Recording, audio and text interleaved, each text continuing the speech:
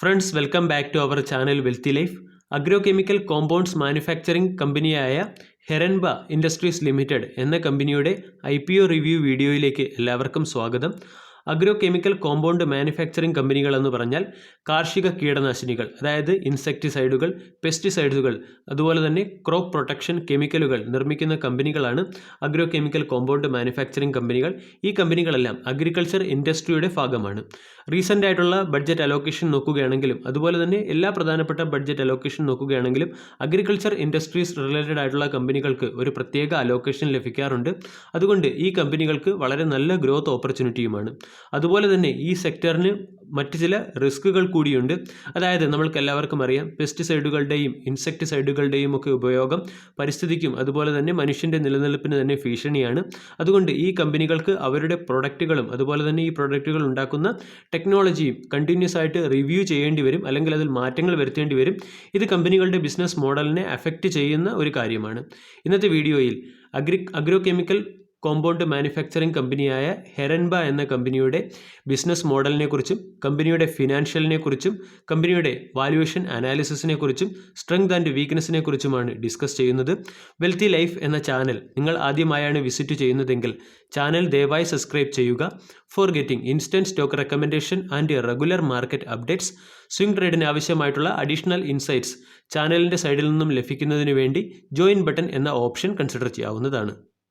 1992 ഗുജറാത്തിൽ എസ്റ്റാബ്ലിഷ്ഡ് ആയ ഒരു അഗ്രോകെമിക്കൽ പ്രോഡക്റ്റ് മാനുഫാക്ചറിംഗ് കമ്പനിയാണ് ഹെരാൻബ ഇൻഡസ്ട്രീസ് ലിമിറ്റഡ്. ഹെരാൻബ ഇൻഡസ്ട്രീസ് ലിമിറ്റഡ് എന്ന കമ്പനിയുടെ ഏറ്റവും പ്രധാനപ്പെട്ട ഹൈലൈറ്റ്, ഈ കമ്പനി സിന്തറ്റിക് പൈറോത്രോയിഡ്സ് പ്രൊഡക്ഷനിലെ മാർക്കറ്റ് ലീഡർ കമ്പനിയാണ്. ഈ കമ്പനിയുടെ പ്രോഡക്റ്റുകൾ നോക്കുകയാണെങ്കിൽ പെസ്റ്റിസൈഡുകൾ, ഇൻസെക്ടിസൈഡുകൾ, ഫഞ്ചിസൈഡുകൾ, ഹെർബിസൈഡുകൾ തുടങ്ങിയ പെസ്റ്റ് കൺട്രോൾ പ്രോഡക്റ്റുകളും അതുപോലെ തന്നെ ക്രോപ്പ് പ്രൊട്ടക്ഷൻ കെമിക്കൽ പ്രോഡക്റ്റുകളുമാണ് ഈ കമ്പനിയുടെ പ്രോഡക്റ്റുകളായിട്ടുള്ളത്. ഇനി ഈ കമ്പനിയുടെ നെറ്റ്വർക്കിനെ കുറിച്ച് സംസാരിക്കുകയാണെങ്കിൽ വളരെ വെൽ എസ്റ്റാബ്ലിഷ്ഡ് ആയിട്ടുള്ള നെറ്റ്വർക്കാണ്. രാജ്യത്തുടനീളം ഈ കമ്പനിക്ക് ഏകദേശം 8600ഓളം ഡീലേഴ്സുകളുണ്ട്. ഇതുകൂടാതെ ഈ കമ്പനി അതിൻ്റെ പ്രോഡക്റ്റുകൾ പല വിദേശ രാജ്യങ്ങളിലേക്കും കയറ്റി അയക്കുന്നുണ്ട്. 60ഓളം വിദേശ രാജ്യങ്ങളിലാണ് ഈ കമ്പനിക്ക് അവരുടെ ഡിസ്ട്രിബ്യൂഷൻ പാർട്ട്നേഴ്സ് ഉള്ളത്. പ്രധാനമായും ലാറ്റിൻ അമേരിക്കൻ കൺട്രികൾ, middle east, Africa, Asia, south east Asia തുടങ്ങിയ രാജ്യങ്ങളിലേക്കാണ് ഈ കമ്പനി അതിൻ്റെ പ്രോഡക്റ്റുകൾ അയക്കുന്നത്. കമ്പനിയുടെ ബിസിനസ് മോഡലിനെ നമ്മൾക്ക് പ്രധാനമായും 4 സെക്ടറുകളിലേക്ക് ക്ലാസിഫൈ ചെയ്യാം. ഒന്നാമത്തെ സെക്ടറാണ് ടെക്നിക്കൽസ്. റീസെൻ്റ്ലി ചെയ്ത പല കെമിക്കൽ കമ്പനികളുടെയും അതുപോലെ തന്നെ ഫാർമ കമ്പനികളുടെയും IPO വീഡിയോയിൽ നമ്മൾ ഉപയോഗിച്ച ഒരു പദമാണ് ആക്റ്റീവ് ഇൻഗ്രീഡിയൻസ്. അതായത് കമ്പനികൾക്ക് അവരുടെ ഫൈനൽ പ്രൊഡക്റ്റ് നിർമ്മിക്കാൻ ഉപയോഗിക്കുന്ന ചേരുവകളെയാണ് ആക്റ്റീവ് ഇൻഗ്രീഡിയൻസ് എന്ന് പറയുന്നത്. ഇതേ ഈ ആക്റ്റീവ് ഇൻഗ്രീഡിയൻസിനെ തന്നെയാണ് അഗ്രോകെമിക്കൽ ഇൻഡസ്ട്രിയിൽ ടെക്നിക്കൽസ് എന്ന് പറയുന്നത്.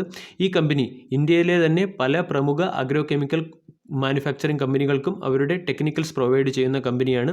അതോടൊപ്പം തന്നെ ഈ കമ്പനി ടെക്നിക്കൽസ് ഇൻ്റർനാഷണൽ മാർക്കറ്റിലേക്കും എക്സ്പോർട്ട് ചെയ്യുന്നുണ്ട്. 60 രാജ്യങ്ങളിലായി വ്യാപിച്ചു കിടക്കുന്ന 130ഓളം കമ്പനികൾക്ക് ഈ കമ്പനി അതിൻ്റെ ടെക്നിക്കൽസ് പ്രൊവൈഡ് ചെയ്യുന്നുണ്ട്. രണ്ടാമത്തെ സെക്ടർ നോക്കുകയാണെങ്കിൽ ബ്രാൻഡഡ് ഫോർമുലേഷൻസ് ആണ്, അതായത് ഫൈനൽ പ്രോഡക്റ്റുകൾ. ഉദാഹരണമായി ജയ പ്ലസ് പോലുള്ള ഇൻസെക്ടിസൈഡുകൾ ഈ കമ്പനിയുടെ പ്രോഡക്റ്റാണ്. ഡൊമസ്റ്റിക് മാർക്കറ്റിലും അതുപോലെ തന്നെ ഇൻ്റർനാഷണൽ മാർക്കറ്റിലും ഈ കമ്പനി അതിൻ്റെ ബ്രാൻഡഡ് ഫോർമുലേഷൻസ് വിൽക്കുന്നുണ്ട്. മൂന്നാമത്തെ സെക്ടർ ഗവൺമെൻറ് അതോറിറ്റീസിന് വേണ്ടി അല്ലെങ്കിൽ പബ്ലിക് ഹെൽത്ത് സെക്ടറിന് വേണ്ടി കമ്പനി നിർമ്മിക്കുന്ന പെസ്റ്റിസൈഡുകളാണ്. നാലാമത്തെ സെക്ടർ നോക്കുകയാണെങ്കിൽ ഇൻസെക്ടിസൈഡുകളാണ്, അതായത് കമ്പനി ഇൻസെക്ടിസൈഡുകൾ നിർമ്മിക്കുകയും സെല്ല് ചെയ്യുകയും ചെയ്യുന്നുണ്ട്.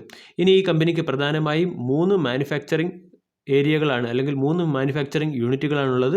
അതുകൂടാതെ കമ്പനിക്ക് 3 R&D റിസർച്ച് ആൻഡ് ഡെവലപ്മെൻറ്റ് സ്റ്റേഷനുകളുമുണ്ട്. കമ്പനിയുടെ ഏറ്റവും പ്രധാനപ്പെട്ട പ്രത്യേകത നമ്മൾ മുമ്പ് പറഞ്ഞതുപോലെ തന്നെ കമ്പനി സിന്തറ്റിക് പൈറോത്രോയിഡ്സിൻ്റെ പ്രൊഡക്ഷനിൽ ഒരു ലീഡിംഗ് കമ്പനിയാണ്. സിന്തറ്റിക് പൈറോത്രോയിഡ്സ് എന്ന് പറഞ്ഞാൽ ഫ്ലവറിൽ നിന്നും എക്സ്ട്രാക്റ്റ് ചെയ്യുന്ന പെസ്റ്റിസൈഡുകളെയാണ് സിന്തറ്റിക് പൈറോത്രോയിഡ്സ് എന്ന് പറയുന്നത്. ഇത് എക്കോ ഫ്രണ്ട്ലി ആയിട്ടുള്ളതും അതുപോലെ തന്നെ ബേഡ്സിനും അനിമൽസിനൊന്നും വലിയ ദോഷങ്ങൾ വരാത്ത രീതിയിലുള്ള കെമിക്കൽ പ്രൊഡക്റ്റുകളാണ്. ഈ കെമിക്കൽ പ്രൊഡക്റ്റുകളാണ് ഈ കമ്പനി ഏറ്റവും കൂടുതൽ ഫോക്കസ് ചെയ്തിരിക്കുന്നത്. ഇൻ്റർനാഷണൽ മാർക്കറ്റിലും അതുപോലെ തന്നെ ഡൊമസ്റ്റിക് മാർക്കറ്റിലും എക്സ്പോസറുള്ള ഈ കമ്പനിയുടെ ടോട്ടൽ ഇൻകത്തിൻ്റെ 51% ഡൊമസ്റ്റിക് മാർക്കറ്റിൽ നിന്നും 41% ഓവർസീസ് മാർക്കറ്റിൽ നിന്നുമാണ് ജനറേറ്റ് ചെയ്യുന്നത്. കമ്പനിയുടെ ഫിനാൻഷ്യൽ പെർഫോമൻസിൻ്റെ അനാലിസിസിലേക്ക് കടക്കാം. അതായത് 2018 മുതൽ 2020 വരെയുള്ള കാലയളവിലെ കമ്പനിയുടെ നെറ്റ് പ്രോഫിറ്റ് അല്ലെങ്കിൽ ലോസ് നമ്മൾ പരിശോധിക്കുകയാണെങ്കിൽ കമ്പനിയുടെ പ്രോഫിറ്റ് 46 കോടിയിൽ നിന്നും ഉയർന്ന് 97.8 കോടിയായി മാറിയിട്ടുണ്ട്. കമ്പനിയുടെ സെയിൽസ് നോക്കുകയാണെങ്കിൽ 2018 745 കോടി രൂപയുടെ സെയിൽസ് ആയിരുന്നു ഈ കമ്പനിക്കുള്ളത്. 2019 അത് 1004 കോടിയായി മാറി. 2020 സെയിൽസ് ഡിക്ലൈൻ ചെയ്ത് 951 കോടിയായി മാറിയിട്ടുണ്ട്. അതായത് കമ്പനിയുടെ growth rate in terms of സെയിൽസിൽ നമ്മൾ പരിശോധിക്കുകയാണെങ്കിൽ 2018-19 ഫിനാൻഷ്യൽ ഇയറിൽ കമ്പനിയുടെ സെയിൽസ് 35% വർദ്ധിച്ചു. പക്ഷേ 2020 കമ്പനിയുടെ സെയിൽസ് 5% ഡിക്ലൈനായി. 2020 ഹാഫ് ഇയറിലെ പെർഫോമൻസ് നോക്കുകയാണെങ്കിൽ അവിടെ 35%-ഓളമുള്ള ഡിക്ലൈനാണ് കാണുന്നത്. ആൾദോ നമ്മൾക്ക് എല്ലാവർക്കും അറിയാം, അഗ്രികൾച്ചർ ഇൻഡസ്ട്രീസ് റിലേറ്റഡ് ആയിട്ടുള്ള സെക്ടർ എക്സെപ്ഷണൽ സെക്ടറിൽ വരുന്നതാണ്. അതുകൊണ്ട് COVID-19 റിലേറ്റഡ് ആയിട്ടുള്ള ഇമ്പാക്റ്റ് ഈ കമ്പനിക്ക് സംഭവിച്ചു എന്ന് നമ്മൾക്കൊരിക്കലും പറയാൻ സാധിക്കുകയില്ല. കമ്പനിയുടെ നെറ്റ് പ്രോഫിറ്റിൻ്റെ മാർജിൻ നോക്കുകയാണെങ്കിൽ കമ്പനിയുടെ നെറ്റ് പ്രോഫിറ്റിൻ്റെ മാർജിൻ വർദ്ധിക്കുന്നത് 12% നിന്നും 14% എന്ന നിലയിലേക്കാണ് വർദ്ധിക്കുന്നത്. കമ്പനിയുടെ ടോട്ടൽ അസറ്റ്സ് നോക്കുകയാണെങ്കിൽ 2018 450 കോടി രൂപയുടെ ടോട്ടൽ അസറ്റ്സ് ആയിരുന്നു ഉണ്ടായിരുന്നത്. 2020 മാർച്ച് ആയപ്പോൾ ഇത് 624 കോടി രൂപയുടെ ടോട്ടൽ അസറ്റ്സായി മാറിയിട്ടുണ്ട്. നെറ്റ് ഇൻകം നോക്കുകയാണെങ്കിൽ 750 കോടിയിൽ നിന്നും 967 കോടിയായി ഉയർന്നിട്ടുണ്ട്. എക്സ്പെൻസ് നോക്കുകയാണെങ്കിൽ എക്സ്പെൻസ് 674 കോടിയിൽ നിന്നും 839 കോടിയായി മാറിയിട്ടുണ്ട്. ഇനി കമ്പനിയുടെ ഗ്രോത്ത് റേറ്റ് മനസ്സിലാക്കുന്നതിന് വേണ്ടി കമ്പനിയുടെ നെറ്റ് ഇൻകത്തിൻ്റെ CAGR മനസ്സിലാക്കുകയാണെങ്കിൽ 8.85% നെറ്റ് ഇൻകം CAGR. കമ്പനിയുടെ പ്രോഫിറ്റ് ആഫ്റ്റർ ടാക്സിൻ്റെ CAGR നോക്കുകയാണെങ്കിൽ 27.76%. കമ്പനിയുടെ ടോട്ടൽ അസറ്റ്സിൻ്റെ growth rate in terms of CAGR calculate ചെയ്യുകയാണെങ്കിൽ 11.52%. IPOയുടെ വാല്യുവേഷൻ അനാലിസിസിലേക്ക് കടക്കാം. കമ്പനിയുടെ വാല്യുവേഷനായിട്ട് കാണുന്നത് PE റേഷ്യോ നോക്കുകയാണെങ്കിൽ 25.05ഉം സെക്ടറിൻ്റെ വാല്യുവേഷൻ 57.03യുമാണ്. അതുപോലെ തന്നെ സെക്ടറിൻ്റെ PB 8.67ഉം കമ്പനിയുടെ PB 7.67ഉമാണ്. അതായത് ഈ IPO ഫെയർലി വാല്യൂഡ് IPO ആണ്, അല്ലെങ്കിൽ കമ്പനി അണ്ടർ വാല്യുവേഷനിലാണെന്ന് നമ്മൾക്ക് പറയാം. ഇനി EPS നോക്കുകയാണെങ്കിൽ EPS 2018 11 നിന്നും 22 ആയിട്ട് ഉയർന്നിട്ടുണ്ട്. EPSും ഡബിൾ ആക്കിയ കമ്പനിയാണ് 2 വർഷം കൊണ്ട്. ഇനി കമ്പനിയുടെ ഏറ്റവും പ്രധാനപ്പെട്ട അട്രാക്ഷനായിട്ട് കാണുന്നത് കമ്പനി ഒരു ഡെപ്റ്റ് ഫ്രീ കമ്പനിയാണ്. അതോടൊപ്പം തന്നെ കമ്പനിയുടെ RONW നോക്കുകയാണെങ്കിൽ ഈ സെക്ടറിൽ, പ്രത്യേകിച്ചും ഈ സെക്ടറിൽ ലിസ്റ്റഡ് ആയിട്ടിരിക്കുന്ന കമ്പനിയിൽ ഏറ്റവും നല്ല RONW, അതായത് return on net worth generate ചെയ്യുന്ന കമ്പനിയാണ്. എക്സിസ്റ്റിംഗ് അസറ്റ്സ് ഉപയോഗിച്ച് നല്ല രീതിയിൽ റിട്ടേൺ ജനറേറ്റ് ചെയ്യുന്ന ഫാക്ടറിനെയാണ് RONW എന്ന് നമ്മൾ അനാലിസിസ് ചെയ്യുന്നത്. കൂടാതെ ഈ കമ്പനിയുടെ പ്രോഫിറ്റ് നോക്കുകയാണെങ്കിൽ ആൾറെഡി മറ്റ് കമ്പനിയായ റാലിസ് ഇന്ത്യ പോലുള്ള കമ്പനിയുമായി കമ്പയർ ചെയ്യുമ്പോൾ പ്രോഫിറ്റിൽ അല്പം കുറവാണ്. കാരണം കമ്പനിയുടെ മാനുഫാക്ചറിങ് കേപ്പബിലിറ്റി നമ്മൾ നോക്കുകയാണെങ്കിൽ മറ്റ് കമ്പനികളുടെ അത്രയും വലിയൊരു മാനുഫാക്ചറിങ് കേപ്പബിലിറ്റി ഉള്ള കമ്പനി അല്ല ഇതെന്ന് നമ്മൾക്ക് മനസ്സിലാകും. ഇനി ഈ കമ്പനി വരുന്ന സമയങ്ങളിൽ എത്രത്തോളം നല്ല രീതിയിൽ പെർഫോം ചെയ്യാൻ സാധ്യതയുണ്ട് എന്ന് മനസ്സിലാക്കാം. അതിനുവേണ്ടി നമ്മൾക്ക് കമ്പനിയുടെ സെക്ടർ അനാലിസിസ് അല്ലെങ്കിൽ SWOT അനാലിസിസിലേക്ക് കടക്കാം. SWOT അനാലിസിസ് നോക്കുകയാണെങ്കിൽ ഇന്ത്യൻ അഗ്രോ കെമിക്കൽ മാർക്കറ്റ്സ് 2014 മുതൽ 2019 വരെയുള്ള വർഷത്തിൽ 6.5% ഗ്രോത്താണ് കൈവരിച്ചത്.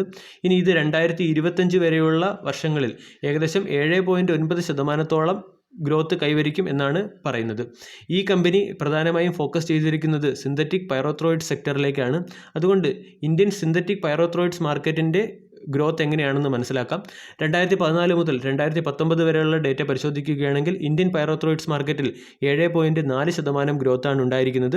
ഇനി വരുന്ന സമയങ്ങളിൽ, അതായത് 2025 വരെ ഈ സെക്ടറിൽ 19.6% ഗ്രോത്താണ് വരാനിരിക്കുന്നത്. അതായത് ഈ കമ്പനിയെ സംബന്ധിച്ചിടത്തോളം നല്ല ഒരു സമയം വരാനിരിക്കുന്നു എന്ന് തന്നെ നമ്മൾക്ക് പറയാൻ സാധിക്കും. കാരണം ഈ സെക്ടറിൽ, പൈറോത്രോയിഡ് സെക്ടറിൽ ഇതുവരെയും നല്ല ഗ്രോത്ത് വന്നിട്ടില്ല. അതുകൊണ്ട് 2025 വരെയുള്ള കാലയളവിൽ കണക്കുകൾ സൂചിപ്പിക്കുന്നത് 19.6% വർധനവ് അല്ലെങ്കിൽ 19.6% ഗ്രോത്ത് റേറ്റ് ഈ സെക്ടറിൽ ഉണ്ടാകും എന്നാണ് പറയുന്നത്.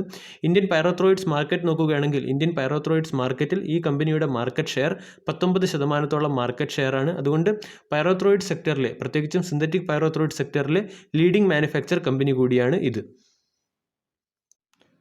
കമ്പനിയുടെ പ്രൊമോട്ടേഴ്സ് ഹോൾഡിങ്ങിനെ കുറിച്ച് പരിശോധിക്കാം. കമ്പനിയുടെ ഇപ്പോഴത്തെ പ്രൊമോട്ടർ ഹോൾഡിംഗ് 98.1% ആണ്. IPOയ്ക്ക് ശേഷം ഇത് 74.1% കുറയും. IPOയുടെ പ്രൈസ് ബാൻഡ് നോക്കുകയാണെങ്കിൽ 626 രൂപ ലോവർ പ്രൈസ് ബാൻഡും 627 രൂപ അപ്പർ പ്രൈസ് ബാൻഡുമാണ്. ഈ IPOയിൽ നമ്മൾ അപേക്ഷിക്കണമെങ്കിൽ ഒരു ലോട്ടിൽ 23 ഷെയറുകൾ ഉണ്ടാകും. IPO ഓപ്പൺ ആകുന്ന ഡേറ്റ് 23 ഫെബ്രുവരി 2021, IPOയുടെ ക്ലോസിംഗ് ഡേറ്റ് 25 ഫെബ്രുവരി 2021. IPOയ്ക്ക് അപേക്ഷിച്ചതിന് ശേഷം നമ്മൾക്ക് IPO ലഭിച്ചില്ലെങ്കിൽ ഫണ്ട് റീഫണ്ട് ആകുന്ന തീയതി 3 മാർച്ച് 2021 IPOയുടെ ലിസ്റ്റിംഗ് ഡേറ്റ് ആയിട്ട് വരുന്നത് 5 മാർച്ച് 2021 IPO റിലേറ്റഡ് ആയിട്ടുള്ള എല്ലാ ക്വയറീസിനും നമ്മൾ ബന്ധപ്പെടേണ്ടത് IPOയുടെ രജിസ്ട്രാറിനെയാണ്. Big share service private limited എന്ന കമ്പനിയാണ് IPOയുടെ രജിസ്ട്രാർ. കമ്പനിയുടെ സ്ട്രെങ്ത് ആൻഡ് വീക്ക്നെസ് അനാലിസിസിലേക്ക് കിടക്കാം. കമ്പനിയുടെ ഏറ്റവും പ്രധാനപ്പെട്ട സ്ട്രെങ്ത് കമ്പനിയുടെ വെൽ ഡൈവേഴ്സിഫൈഡ് ബിസിനസ് പോർട്ട്ഫോളിയോ തന്നെയാണ്. കമ്പനിയുടെ പ്രൊഡക്റ്റുകൾ നോക്കുകയാണെങ്കിൽ ഫോർമുലേഷൻസ്, അതുപോലെ തന്നെ ടെക്നിക്കൽസ്, കൂടാതെ ഇൻസെക്ടിസൈഡ്സ്, പെസ്റ്റിസൈഡ്സ് തുടങ്ങിയ വലിയ ഒരു പ്രൊഡക്റ്റിൻ്റെ നില തന്നെയുണ്ട്. കമ്പനിയുടെ രജിസ്റ്റേർഡ് പ്രൊഡക്റ്റുകൾ നോക്കുകയാണെങ്കിൽ 370-ൽ കൂടുതൽ രജിസ്റ്റേർഡ് പ്രൊഡക്റ്റുകൾ ഉള്ള കമ്പനിയാണ്. കമ്പനിയുടെ എക്സ്പോസർ നോക്കുകയാണെങ്കിൽ ഡൊമസ്റ്റിക്കിലും അതുപോലെ തന്നെ ഇൻ്റർനാഷണൽ മാർക്കറ്റിലും എക്സ്പോസർ ഉള്ള ഒരു കമ്പനിയാണ്. അതുപോലെ തന്നെ കമ്പനിയുടെ ലാർജ് നെറ്റ്വർക്ക് ഡിസ്ട്രിബ്യൂഷനും ഈ കമ്പനിയുടെ ഒരു പോസിറ്റീവ് ഫാക്റ്റാണ്. കൂടാതെ വളരെയധികം എക്സ്പീരിയൻസിലുള്ള പ്രൊമോട്ടേഴ്സും മാനേജ്മെൻറ്റ് ടീമും ഈ കമ്പനിയുടെ ഒരു അസറ്റ് തന്നെയാണ്. കമ്പനിയുടെ വീക്ക് പോയിന്റുകളിലേക്ക് വരാം. ഈ കമ്പനിയെ സംബന്ധിച്ചിടത്തോളമുള്ള ഏറ്റവും പ്രധാനപ്പെട്ട വീക്ക് പോയിന്റ് ഞാൻ ഇൻട്രൊഡക്ഷൻ പാർട്ടിൽ തന്നെ പറഞ്ഞതായ ഗവൺമെൻറ്റിൻ്റെ റെഗുലേഷൻസ് തന്നെയാണ്. അതായത് ഈ കമ്പനിയുടെ പല പ്രൊഡക്റ്റുകളും ഹസാർഡിയസ് ഇൻഫ്ലുവൻസ് ഉള്ള പ്രൊഡക്റ്റുകളാണ്. അതുകൊണ്ട് ഇത് ഗവൺമെൻറ്റിൻ്റെ പല പോളിസി അനുസരിച്ചും ഈ പ്രൊഡക്റ്റുകൾ റെഗുലേറ്റ് ആവാൻ സാധ്യതയുണ്ട്. അതുകൂടാതെ ഈ കമ്പനി അതിൻ്റെ ഓരോ പ്രൊഡക്റ്റും ലോഞ്ച് ചെയ്യുന്നതിന് മുമ്പേ CIBRC, PAC പോലുള്ള റെഗുലേറ്റിംഗ് ഏജൻസികളിൽ നിന്നും അപ്രൂവൽ നേടേണ്ടി വരും. ഇതും കമ്പനിയെ സംബന്ധിച്ചിടത്തോളം ഒരു ചലഞ്ചിങ് ഫാക്ടർ തന്നെയാണ്. രണ്ടാമത്തെ ഏറ്റവും പ്രധാനപ്പെട്ട weak point company top 10 agriculture chemical compound manufacturing കമ്പനികളുടെ ലിസ്റ്റിൽ ഉൾപ്പെടുന്നില്ല എന്നുള്ളത് തന്നെയാണ്. അതായത് കമ്പനി അതിൻ്റെ പിയർ ഗ്രൂപ്പുമായിട്ടുള്ള കമ്പാരിസൺ ചെയ്തപ്പോൾ തന്നെ നമ്മൾക്ക് മനസ്സിലായതാണ് ഈ കമ്പനിയുടെ പ്രൊഡക്ഷൻ കേപ്പബിലിറ്റി കുറവാണ്. ഇത് വരുന്ന സമയങ്ങളിൽ കമ്പനി പരിഹരിക്കാനുമുള്ള സാധ്യതയുണ്ട്. അതുകൊണ്ട് ഇതിനെ ഒരു ഓപ്പർച്യൂണിറ്റി ആയിട്ട് കൂടി നമ്മൾക്ക് കൺസിഡർ ചെയ്യാവുന്ന ഒരു ഫാക്റ്റാണ്. മൂന്നാമത്തെ കമ്പനിയുടെ ഏറ്റവും പ്രധാനപ്പെട്ട വീക്ക് പോയിൻ്റായിട്ട് കാണുന്നത് അതിൻ്റെ സെയിൽസിലുണ്ടായിരിക്കുന്ന ഡിക്ലൈനാണ്. സെയിൽസിലുണ്ടായിരിക്കുന്ന ഡിക്ലൈനേഷനെ നമ്മൾക്കൊരിക്കലും ഒരു വീക്ക് പോയിൻ്റായിട്ട് ഈ സന്ദർഭത്തിൽ പറയാൻ സാധിക്കുകയില്ല.